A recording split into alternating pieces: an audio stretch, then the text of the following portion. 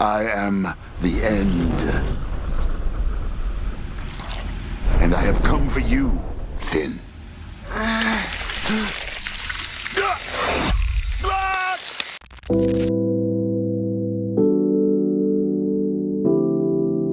Hello Internet, my name is Damian Michaels, but you can call me Blue, and welcome back to another episode of Brews. So this week, we're playing some Standard, because I've got a super sweet list for you guys here. At first, I wasn't going to play this for you because I thought that Eldraine rotated out with Edge of Eternities coming into the format, but I looked back over the rotation schedule and I realized that Eldraine is not rotating. So this deck is actually rotation proof. So if you're looking for something fun to do after rotation, maybe you can give this a try, especially if you have a bunch of Duskmourn cards. This deck is like half Duskmourn. So our main card that we're looking at here is Lich Knight's Conquest. If you're not familiar with this card, it is a 5-mana sorcery. Sacrifice any number of artifacts, enchantments, and or tokens. Return that many creature cards from your graveyard to the battlefield. So this effectively has Bargain X, where X is the number of however much you want to sacrifice, and then return X creatures from your graveyard to the battlefield. How we break this is we need a bunch of enchantment creatures. So that way we can play them early for the enchantment side, and then sacrifice them later, so that way we can reanimate them as creatures. That's the nice thing about this. It doesn't say to return something else. So you can return the same cards that you sacrificed to it, because it doesn't target. So, if you play a Fear of Missing Out on turn 2, Overlord of the Bailmerk on turn 2 instead, you play Overlord of the Hauntwoods on turn 3, you play Overlord of the Boilerbiggles on turn 4, then turn 5, you Lich Knight's Conquest, sacrifice all 3 of them, you sacrifice your Overlord, Overlord. This one makes a token land, which you can also sacrifice the Lich Knight's Conquest, so that's 4 things that you can sacrifice. And if you have 4 things, even if you just have 1 thing in the graveyard, then you can get back all 3 of these, plus whatever you had in the graveyard, which we're hoping is an Enduring Courage. Because Enduring Courage, whenever a creature enters, it gets +2/0 and haste until end of turn. So what we're trying to do with this is we're trying to fill the graveyard in the early game with our Judge's Insights, FOMO, Throne of Grim Captain, Overlord of the Bailmerk, so that way when we Lich Knight's Conquest on turn 5, or possibly turn 4 if we have enough in the graveyard to do it, we get back our Enduring Courage and we get back everything else, and that lets us attack immediately because of the haste. Now there is one other card here over in this pile, and that is 1 single copy of Sorceress's Schemes. So if you look over this deck, you may have noticed that all of our mill and graveyard filling stuff doesn't actually return instants or sorceries from our graveyard to our hand. So if we end up milling over all of our Lich Knight's Conquest, then suddenly our game plan doesn't work. What are we going to do at that point? So I added a single copy of Sorceress's Schemes, 1, because it allows us to return our Lich Knight's Conquest from our graveyard to our hand if we end up milling all of our copies and we need a way to actually finish the game. The second thing, though, is that it has Flashback itself for 4 and a red, so if we mill over all of our Lich Knight's Conquest and our Sorceress Schemes, we're not screwed because we can still flashback the Sorceress Schemes to get back the Conquest. And we do have some ramp in this deck with Overlord of the Hauntwoods, which we already talked about, and Summon Fenrir from the Final Fantasy set. When it enters, we get to go get a basic, and we can use that basic to get to Lich Knight's Conquest on turn 5, or if we have to go a little bit more into the late game, we can. The thing with having to go on the Sorcerer's Schemes plan is if we want to do it all in 1 turn, we need to have 8 mana to cast it from hand and 9 to do it from the graveyard, because Conquest costs 5, Sorcerer's Schemes costs 4 from our hand, but it adds a red, so we need 1 less mana. We only need 8 mana. And then if we flashback it, we need 9. So it's just one of those things where we are a little bit mana hungry if we do have to go into the late game, and these help us get to the late game. And then of course we have some removal for Overlord of the Boilerbiggles, because firstly it goes with our game plan, and then secondly it's just solid removal on turn 4. We also have 1 copy of Reclamation Sage. When it enters, destroy target artifact or enchantment. It's just a catch-all way to deal with something like a Ghost Vacuum or a Rest in Peace. I was playing Assassin's Trophy, but I think having it as a creature is a little bit better. And then we have 2 Quag Feast. This is removal that also helps fill our graveyard with a little bit of mill. So 1 of black, choose target creature, planeswalker, vehicle, mill 2 cards, then destroy the chosen permanent if its mana value is less than or equal to the number of cards in your graveyard. So it's always going to kill something with 2, and then if we have more stuff in our graveyard, we can kill something else. But that is the deck. That's what we're trying to do. We're trying to mill our graveyard as early as possible, get as many dumb things in the graveyard, get some early enchantments and artifacts in play, and then sacrifice them all to Lich Knight's Conquest, so we can reanimate our board with an Enduring Courage, hopefully, in the graveyard, and then swing in with everything that turn with haste and win the game. So let's get into some games and see what happens. Alright, game 1 with our Lich Knight's Conquest deck. Excuse the smoke, sorry. So this is actually a keepable hand. I like this. We're going to keep it. If we didn't have this Dredger's Insight, I'd be less high on it, but we can Dredger's Insight on 2, dig for land number 3, and then we can play Overlord on 3. That gives us another land to get up to 4. Then we can Overlord the Boiler Bilges if we need to. Blooming Marsh, Dredger's Insight, because I do want to make sure that I have double green, so I'm going to make sure I have double green first before I do anything else. Then I will actually... I'm going to take this other Overlord. It gains me a life, and since we're going to play an Overlord next turn anyway, it lets them know that we have something. Whew. Sorry, I have trouble breathing sometimes, and it's hot in my closet. I do record in a closet. Also, I don't know if you noticed, but your boy got a green screen. You can't see it because I green screened it out, but your boy got a green screen. Did to me by Thursday Night Magic, which is the other channel that I'm running right now. That was sent to me by my bosses over there, so that way I could have a better production for their channel. And I figure I might as well use it here since I already have it set up. That's kind of grody, Liliana. And if it looks like I'm looking behind stuff, I have my phone camera right here in front of me, and that's why I'm able to look at you right here in the face. But it has this problem where my phone's covering up like this side of the screen. I'm going to discard this Enduring Courage because this is actually what I want to discard anyway. I did not mean to turn on full control. Okay. We're actually just going to straight up get rid of this Liliana because this is kind of annoying and I don't want to deal with this. So we're just going to pop. Pop. Goodbye, Liliana. That way. I'm so used to having my keyboard in front of me. I had to move my keyboard so I could put my phone right here in front of me. I'm going to turn on Do Not Disturb. Oh, whoops. Okay, I'm still on here. Okay, boo! That thing's super annoying. I don't even know how to deal with this, honestly. Because it just starts making... Oh, they have a Valgavoth? Okay, we can't win.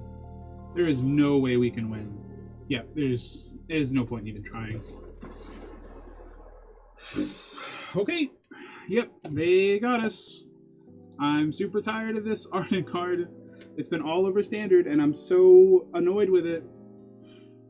It's probably because I'm playing a lot of Best of 1, but it's really frustrating playing against that, because they always have a way to reanimate it on turn 4, and then it ends up reanimating something else big on turn 4, which leads to them doing big dumb things for several turns. And it's just unbeatable once they start doing it. This is fine. We can go Overlord into Overlord into Overlord, so it's not bad.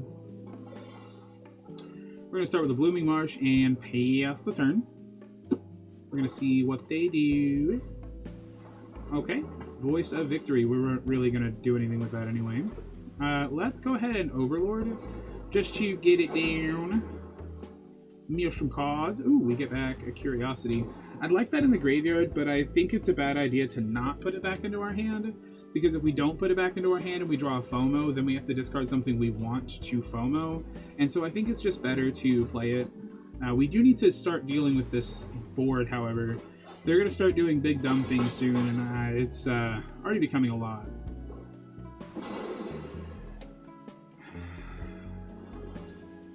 Okay, there's a Lich Knight, so that's pretty good. Play this Verge. Get down Overlord, which is going to make us a token. So right now we're at 3 for Lich Knight's Conquest, and now I'm kind of regretting putting this into our hand. Because if this was in the graveyard, then we'd actually be in a pretty good spot. Because this is actually what I was talking about during the overview. Overlord into Overlord into Overlord, and then into Lich Knights. That's a pretty good turn sequence, but we need to deal with this stuff first. This is a lot. I don't even know if we can realistically survive much longer if they keep this up. We need to deal with one of these, if not both. Okay, so we're going to play the Forest. And we're gonna Overlord and kill one of these. Or they're gonna have a thing. Okay, what does this do? Okay, it's not a creature. Get wrecked. Nice. We do need to deal with this, though. Which we have a Quag Feast to do that with. So we can't combo off with this thing in play, because everything returns as a creature.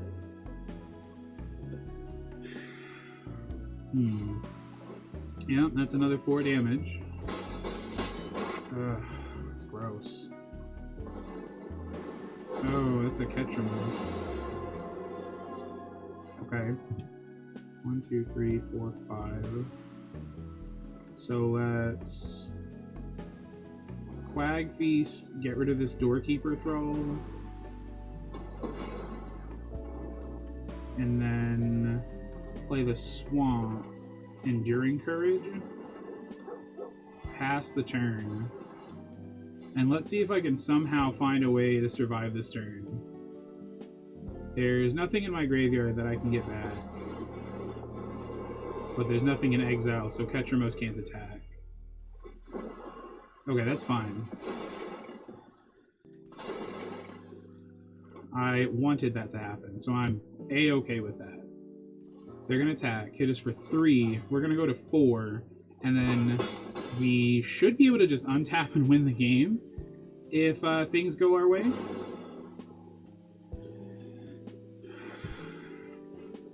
One, 2, 3, 4, 5, 6, 7. Okay, so I can't play Rex Age whether I want to or not.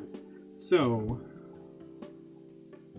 make sure to tap this for mana, because the auto tapper won't tap it, and then you sacrifice it and you don't have the extra mana.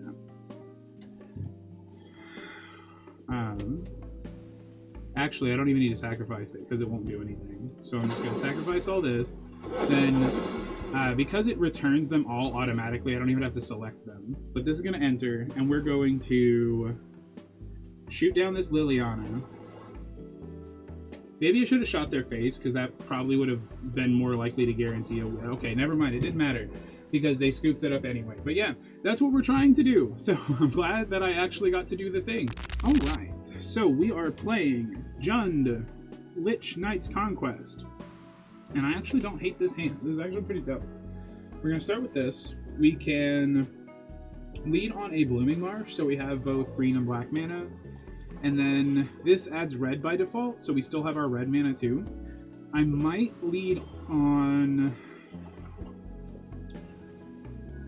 Let's lead on this, because when we play this, then we can gain life off of it. Ooh, or I can get back the Fenrir and get a land next turn. That's pretty good too.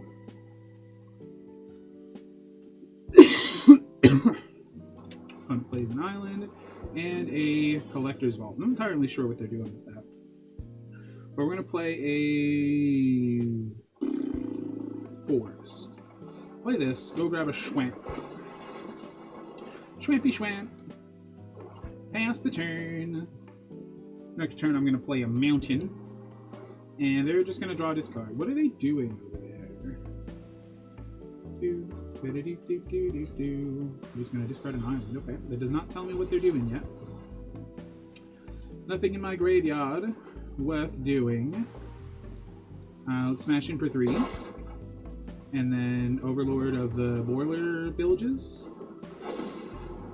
And then shoot you in the face for 4. Pass the turn. What do you say to that, opponent? You're going to play an island. And you're just going to go draw this card again. Sure. Do it. Okay, what did you just... Oh no, I know what they're doing.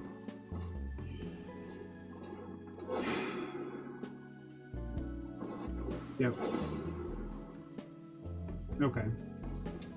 That's unfortunate.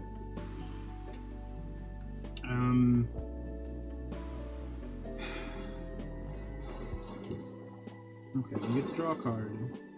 Play the Mountain. And then I'm going to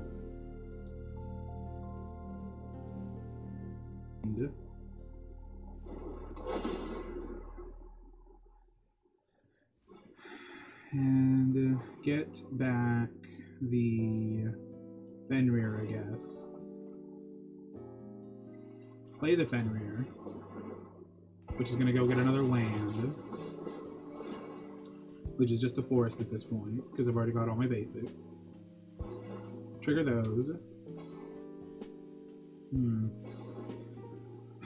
don't know how we beat this. I mean, we do have a Reclamation Sage, but they do have an Omniscience and a one with the Multiverse. They have 2 Omniscience now. Oh, there's a very... Jesus. I don't see a world where we end up winning this, honestly. That's a lot. Well, I'm just gonna sit back, honestly. I'm just gonna chill. Probably gonna speed through this. Oh, never mind. We get another turn? What? 1, 2, 3, 4, 5, 6, 7. Okay. So we play a land, we have 8. And there is an Enduring Courage in the graveyard.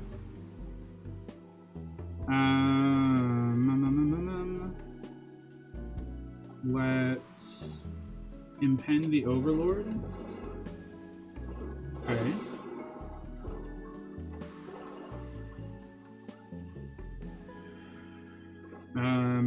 Lich Knight's Conquest. 1, 2, 3, 4. And then I need to make sure I get back the Enduring Courage, so 5. Get back everything. Do all the things.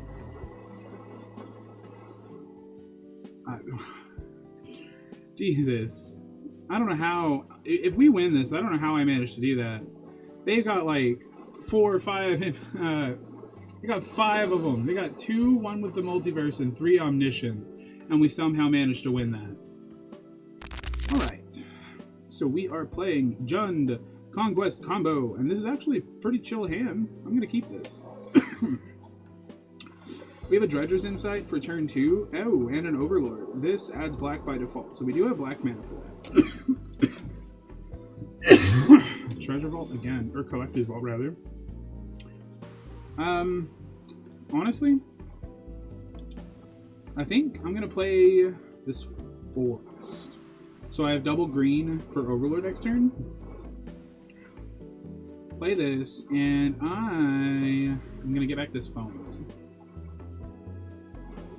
So we haven't actually gotten to see FOMO do its thing yet, but FOMO is actually really cool in this deck because it fuels our game plan by letting us discard things so it's in the graveyard, but we can also sacrifice it and get it back with itself, just like we're doing with all of our impending creatures. But it also has that delirium ability, which is actually kind of important. I've seen it come up a lot, where it helps us get in with a second attack with like an Overlord, and then we shoot our opponent for 8 instead of 4, where the first attack kills a blocker, and then the second attack goes face, and then we get in for that full 12 or 14 damage. It's actually pretty cool. I think this deck has a lot of really cool synergies that were hindered by mono red being so dominant in the previous standard, but I think we're at a point where that's not the case anymore. I think this deck actually has a lot of potential at performing well. So we're going to start with this FOMO, and I'm going to use it to discard this Sorceress Schemes, because they don't actually need it right now, and we can always get it back later. Okay, then we're going to Overlord, and we have this Underground Mortuary, so we can play the tap land after we mill with the Overlord. Curious what they're doing. Something tells me nothing good. Aether Spark. Yeah, they're not doing anything pleasant, I can tell you that. I'm definitely taking this Reclamation Sage. There's no way I'm not letting that just sit in the graveyard. Underground. That can go to the graveyard, because we don't need a second one, and now that we have another one in the graveyard, whenever we do end up doing our thing, we can Enduring Courage and get back double, possibly triple Overlord. And that seems like it's going to be really good. Okay, we do need to deal with that. Good thing we have an Overlord that can deal with that. Okay.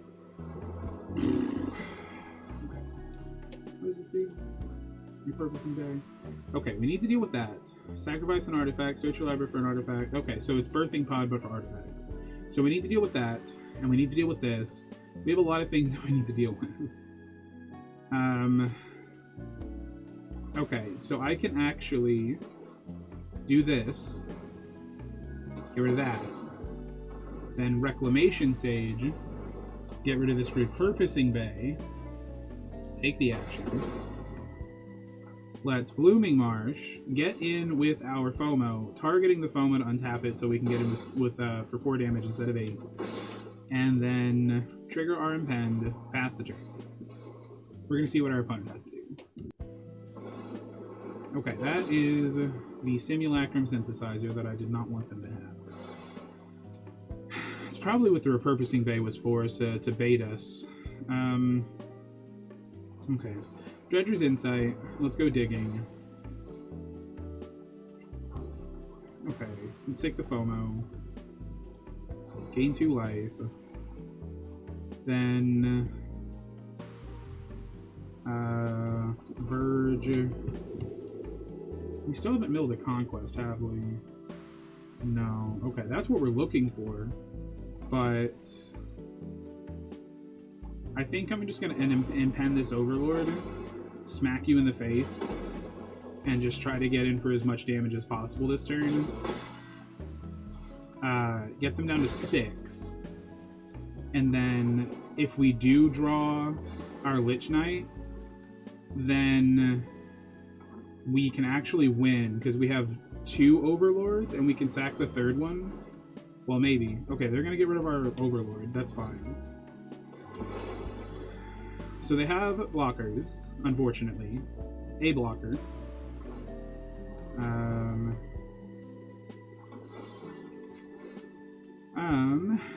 Let's see. I did not draw it, unfortunately. But I can FOMO, discard this mountain. Okay, we did not draw it again. 1, 2, 3, 4, 5. Play the Swamp. 5 mana. Get back the Quag Feast. And then Quag Feast, blow up the token. And there's our Conquest. It's fine. We'll just win with regular combat damage. That's annoying. The very next card was what we needed. Okay, and that was our Jund Lich Knight's Conquest deck. Honestly, there's not much to say in the wrap-up that I haven't already talked about.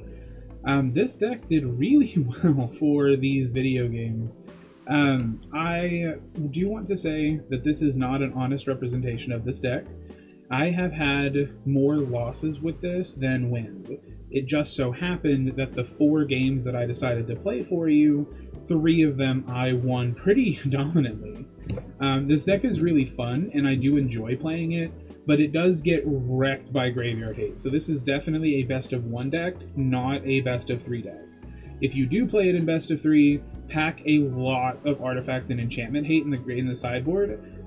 Probably just bring the full 4 Reclamation Sage, if I'm being honest, and maybe something else too, like there's the Sharpshooter Raccoon thing that gifts a card and you can blow up 2 things. That's pretty good. That's honestly probably what I should be playing instead of the Rec Sage, but either way, this deck's pretty good. Pretty cool. I like it. The Sorceress Scheme actually came in clutch on that last game, letting us get back a Quag Feast so we could blow up the token. I don't think Throne of Grim Captain did anything, but there have been some games where this thing is the absolute GOAT, so don't sleep on this just because it didn't do anything in this video. This is actually worth it. You're never going to flip it, but just 2 mana to mill 2 every turn is definitely worth it. I wasn't playing this at first, but then I added it, and I haven't looked back since. This is worth it.